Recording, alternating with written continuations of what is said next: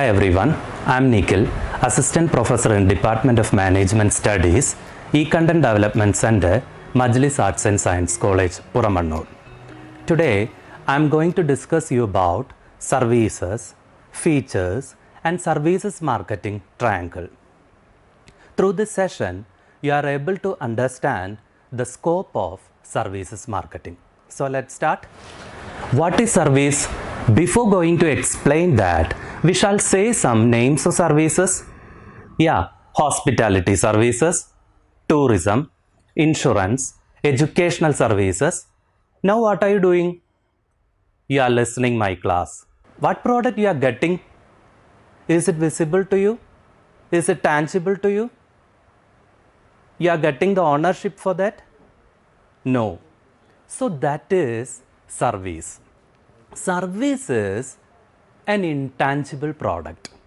Services can be defined as any activity or benefit that one party can offer to another that is essentially intangible and does not result in the ownership of anything. I think now it is clear to you. So, service is an intangible product and it does not have any ownership. From the example of learning, you can understand the meaning of services very clearly. Now, I want to move to features of services. The first feature of service is intangibility. As you know, intangibility means we cannot touch, we cannot see or smell or own anything. Like that, services are intangible in nature. Only the benefit we can access. That is the case of services. Another feature is inseparability. In the case of services, buying and consumptions occur simultaneously. If you are going to buy a pen, buying happens first, then only you are going to use that pen. Such a kind of separation is not possible in the case of services. So what we can say, buying and consumptions happens together.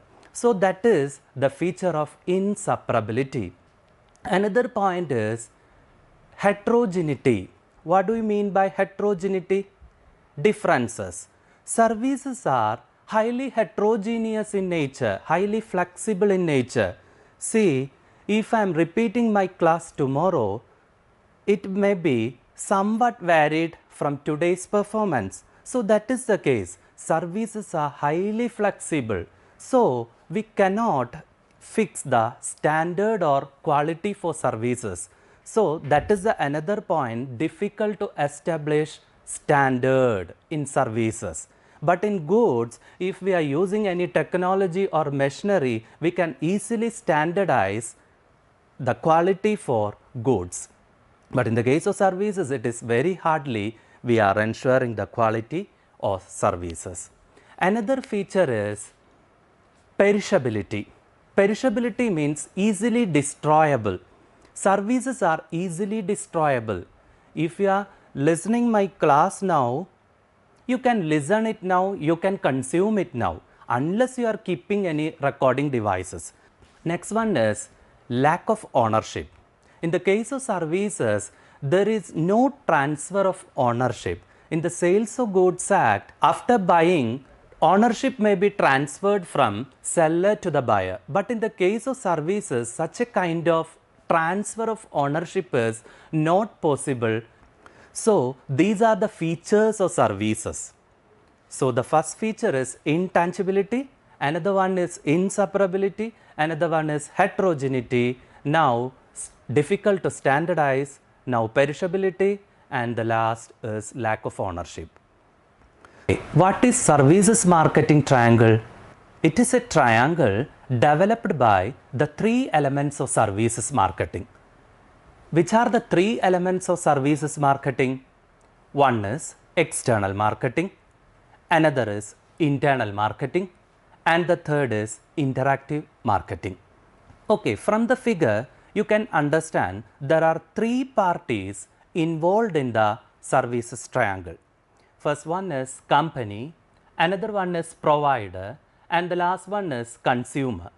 And with the help of company, provider and consumer, we are making services triangle. See the triangle? See, what is external marketing? External marketing is the process of setting promise. See, this is the interaction between company and consumer. So, which are the activity supposed to be happen in external marketing? Yeah, need identification, how to satisfy them, and pricing policies and market survey. These are the methods used in external marketing.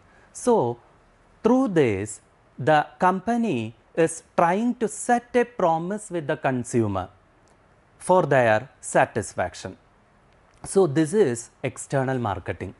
External marketing is the process of setting promise. And you see the another phase, that is internal marketing. Internal marketing is a process of enabling promise.